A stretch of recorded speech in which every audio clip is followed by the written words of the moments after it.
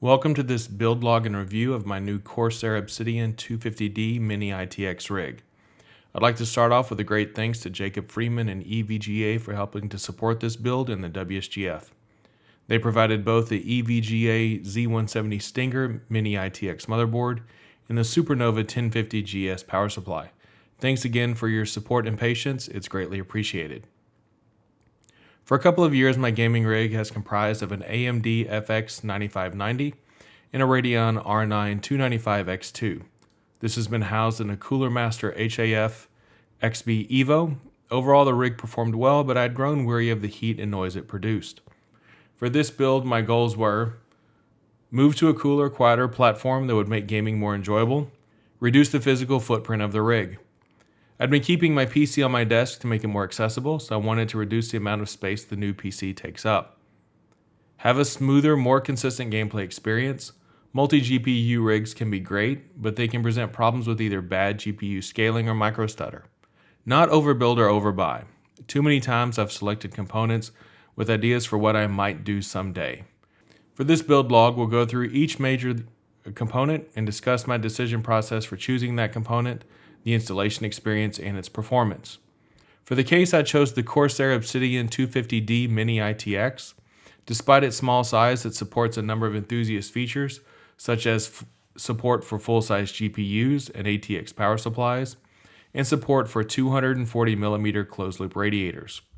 The 250D also supports 4 drives and even has a bay for an optical drive. I have no intentions to use an optical drive, but the front bay gives the option to use a GPU designed for VR, which includes a front bay panel for HDMI and USB connectivity. The first step in the build was removing the top and side panels. The two included internal fans, the front filter, and the optical drive bracket. Having stripped the chassis down to the bare frame, it was ready for parts. In looking around the web for Mini-ITX motherboards, I found that the EVGA Z170 Stinger was well reviewed and competitively priced. It also had a number of features I really liked, including the LED debug, the onboard power reset buttons, and the BIOS reset on the back panel. The LED debug panel actually helped me troubleshoot an odd DisplayPort cable grounding issue, and you can see a video of that here. Mini-ITX motherboards are always a matter of give and take in features due to their small size. There are a few limitations on the board to be aware of. It only has 3 fan headers. Also, there's no USB 2.0 headers on the motherboard. If you're looking to use something like Corsair Link or an LED light strip, you'll be out of luck. In my previous looks at CPU gaming performance here at the WSGF, I found that the top-end CPUs really offered no discernible performance difference in-game when compared to just, quote, one step down. In reading reviews of the i5 6600K, this was confirmed to still be true. The $100 saved on the CPU paid for the 16GB of DDR4 G-Skill RAM that I needed. Here's the motherboard with the CPU and RAM installed. For CPU cooling, I went with the Corsair H100i V2. Here it is with the motherboard and a dry fit test after I'd swapped out the stock fans for a pair of Corsair SP120 quiet fans I already had on hand. And this is where I ran into my first problems. You'll notice in this picture that the fans protrude out far enough to sit on top of the motherboard standoffs and won't allow the motherboard to fit inside the case. I was completely flummoxed by this. The Corsair site says specifically that the H100i fits in the Corsair D250. Corsair lists both the H100i and the H100i V2 units as current on its website, and lists the radiator size as the same for both, 240 by 25 millimeters. When you look at Amazon, the H100i is clearly more expensive and only available from third-party sellers. The cheaper, newer, quote, current model, which Corsair bills as a better cooler, was available directly from Amazon and seemed to be the unit to get. But in the end, the H100i V2 simply will not work. This was confirmed after extensive online research where system builders claimed both that the H100i does and does not fit into the 250D. The end result of every discussion ends up clarifying that the V1 will fit, but the V2 will not. I think that Corsair needs to make this clear on the product page for the Obsidian 250D, given that the H100i V1 is much harder to find and will end up being more expensive. Now, without a CPU cooler, I set about to find something that would work. Corsair bills both the H100i and the H55 Quiet 2.5 stars out of 5 for cooling performance, and claims that the H55 Quiet offers, quote, solid performance for gaming PCs. Given that the Skylake i5-6600K is a cool running chip, and I wasn't planning to overclock, and I was going for a quiet build, the H55 Quiet seemed the way to go. After a quick trip to Fry's, I had the new unit in hand. Once back to the workbench, it was time to start dry fitting again. The hoses for closed-loop coolers tend to have a natural bend and twist to them. With the CPU cooler on the side and the GPU cooler on the front, I found I was constantly fighting against these natural bends and twists and not happy with the force being applied to the ends and connectors. Once I decided to swap the locations, everything fell into place. Given that I knew the combination of the Fury X and the i5-6600K would be a low power draw, I looked for a high enough wattage PSU where the total power draw would keep the unit running in a low noise state. I also wanted a small PSU that would fit easily in the Mini-ITX case. I found the SuperNOVA 1050GS checked all my boxes. At 1050 watts, it runs in zero fan mode, up to 25% load, which is about 260 watts. From there, the fan begins to kick in, and between 35 to 70% load, 365 to 735 watts, the unit only produces 17 decibels of noise. As with most power supplies, the SuperNOVA 1050GS only comes with long cables. I found a SuperNOVA 1050GS specific cable kit at insource.net. I reached out to the owner regarding a really short set of about 20 centimeters. He informed me that the unique pinout of the 1050GS could make a short cable kit a bit of a tangle. The SuperNOVA 1050GS uses two connectors, an 18-pin and a 10-pin connector, totaling 25 pins, which stack on top of each other on the PSU. This plus the fact that you're splitting and merging wires between the 24-pin and 28-pin ends creates an odd cable set. To connect the cables, I attached them first to the PSU and then installed the PSU, pushing the cables into the cavity. Hooking up the cables was relatively easy, with the short runs working very well. Sliding the included 3D printed wire guides, a pretty cool feature, down to the ends of the ATX power cable allowed me to form a more cylindrical twist when connected rather than a flat helical twist. The cables from InSourced are sleeved in paracord and are quite heavy duty. Drives are easily installed in the toolless brackets. Simply flex them open and place the guidepost into the screw holes on the drive. You can then slide them in the back of the case. As with the PSU, I found it easier to attach the cables to the drives and then install them. Connecting the cables was pretty easy at this point. The front panel audio and USB 3.0 were run under the Fury X radiator, beside and then across the motherboard. The SATA ports are on the opposite side of the motherboard from the drives. Those cables are run along the bottom with the SATA power cables and up over the memory. One nice feature about the Corsair Obsidian 250D is that its front panel cables are not overly long, as I found with the 380T. They appear to be just the right length and don't require any extra work to take up and route slack. With everything connected, it came time to power up and pray to the post gods. First time was a charm and everything worked perfectly. I installed Windows 10 from a USB stick, and the whole process took less than 20 minutes. The only subsequent setup issue I ran into was that I needed to dump the drivers from the motherboard CD onto a USB stick using another machine, as Windows 10 didn't have a native driver for the network adapter. After that, I was copying my Steam folder across the network, then downloading and installing updated Radeon and motherboard drivers. Copying my Steam games across the network actually took longer than installing Windows. With 30 minutes to copy 160 gigabytes beats re-downloading any day of the week. In total, it took just over an hour from first post to fully configured. Before building the new rig, I first swapped out the Radeon R9 295X2 for the Radeon Fury X in the old rig. We can see both the incremental and the total improvements here in this chart. In the end, I achieved a roughly 50% reduction in case size and total power draw. This comes along with a 1.5 decibel reduction in system noise, which translates to a 25% reduction in perceived noise level. If you'd like, take a moment to pause the video and check out all the details in this chart. With the environmental items successfully achieved, let's look at performance. Another great benefit of swapping out the GPU in the AMD-based rig and then building the Intel-based rig is that we can see a step-by-step look at performance changes. First, we'll look at the Unigine Valley demo. It was run on the high preset with 4x anti-aliasing at 3440 by 1440 Ultrawide and at triple 1080p Eyefinity. Moving to the Fury X did result in a noticeable drop in performance at average FPS.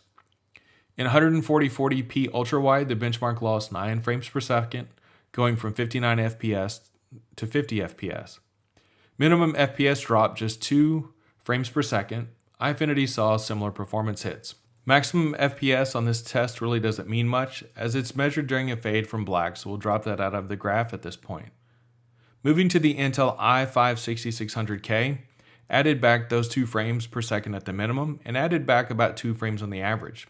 The end result is a steady minimum frame rate and a loss of 7 FPS, 12 to 14% on the average, at a savings of 300 watts of power draw. This is a synthetic test and can't be taken as a be-all end-all of performance. The one game I've been playing a lot of is The Witcher 3: The Wild Hunt. I benchmarked on high presets for both graphics and post-processing. I did turn off NVIDIA Hairworks. Even after all the driver and tessellation brouhaha settled out, I never used the feature. Hair that bouncy is fine for a shampoo commercial, but it has no place on the head and shoulders of a Witcher. In Eyefinity, we see that the maximum FPS is constant at 70 frames between both GPUs, and the average improves by 1 frames per second. The great revelation is in the minimums. This 11 frames per second jump is huge. It represents a 25% improvement. The min-max average benchmark on Fraps only polls once per second and will probably miss intermittent peaks and valleys in performance. We solve this by looking at the 0.1% frame times. These are the bottom 1/10 of 1% of frame times in performance, where the user experiences moments of stutter and stopping. And here we also see massive improvements. With the FX 9590, the 0.1% frame time was 60.3 milliseconds, which correlates to 17 frames per second. With the i5-6600K, the absolute minimum is halved to 29.7 milliseconds, or 34 frames per second. Looking at the Eyefinity data, the numbers are very similar and within the margin of error. The GPU is a limiting factor here, but I can tell you qualitatively that the Skylake CPU provided a much more consistent and much more enjoyable experience. You take this along with the price and the thermal profile, and the i5-6600K is obviously a winner. I've already established that I met my environmental goals with flying colors, half the size, half the footprint, half the power draw, and almost half as quiet. I think the data here shows that I've also easily met my performance goals as well. Between the i5-6600K and the Radeon Fury X, there's a ton of awesome power performance and great gaming to be had in less than 1 cubic foot.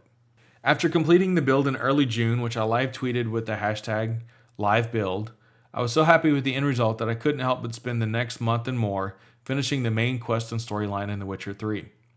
That means that this video build log was delayed by over a month, but it also means that I've had plenty of time to live with the build and reflect on the experience. Overall, I found the Corsair Obsidian 250D very easy to build in, especially considering its small space and Mini-ITX form factor. The space will be more difficult to work in if you leave the optical drive bay installed. My only real complaint is the confusion over the H100i cooler. In the end, I couldn't have used a 240mm rad since I was using a GPU with the closed loop cooler as well, but I do think that Corsair should make it clear on the 250D page that it's actually the older cooler that is supported. Also, I have no idea why the V2 cooler doesn't work, or why Corsair designed a newer version which is supposedly the same size that doesn't work in the 250D. Support for a 240mm radiator is a key selling point on the product page, so lack of support for the newest version strikes me as odd. But as G.I. Joe said, knowing is half the battle. In the end, the issue really doesn't taint my opinion enough to not recommend the case, and indeed I still highly recommend it. This is a great, roomy, small form factor case that is easy to build in and offers plenty of space for enthusiast class components which pack tons of horsepower. The case runs less than $100, and honestly you'd be hard pressed to find a better value even if the case costs significantly more. The next component I want to look at in detail is the EVGA Z170 Stinger Mini-ITX motherboard. While there is great consistency amongst ATX motherboards and even micro ATX motherboards, Mini-ITX motherboards tend to be unique beasts. The small size necessitates that each OEM makes trade-offs with each product that they design and build. For the Z170 Stinger, I chose features such as the LED debug display, the onboard power and reset switches, in lieu of a multitude of fan and SATA connectors and any USB 2.0 headers. In the end, I think the trade-offs are good and even preferred, but there are some issues with the board layout. On the Z170 Stinger, the CPU power, LED debug, and power reset buttons are near the edges of the board, while the USB 3.0 header and SATA connections are near the center. I don't know what it would have taken to rearrange the layout of the board, as motherboard design and configuration is complex and delicate process, but I personally would have rather seen the LED readout and the buttons closer to an interior location, with the USB header and the SATA connectors on the edge. This isn't anywhere near a deal breaker, and it's really just an annoyance that makes cable routing a touch more difficult. And really, these are the only complaints I can muster. The board has been nothing but rock solid and stable, and was a dead easy overclocker. I was able to take the 3.5 GHz i5 6600K to 4.1 GHz simply by increasing the multiplier. Given the features, the stability, and the overclocking ability of the EVGA Z170 Stinger, I rate it as highly recommended. The last item for my individual review is the EVGA SuperNOVA 1050GS.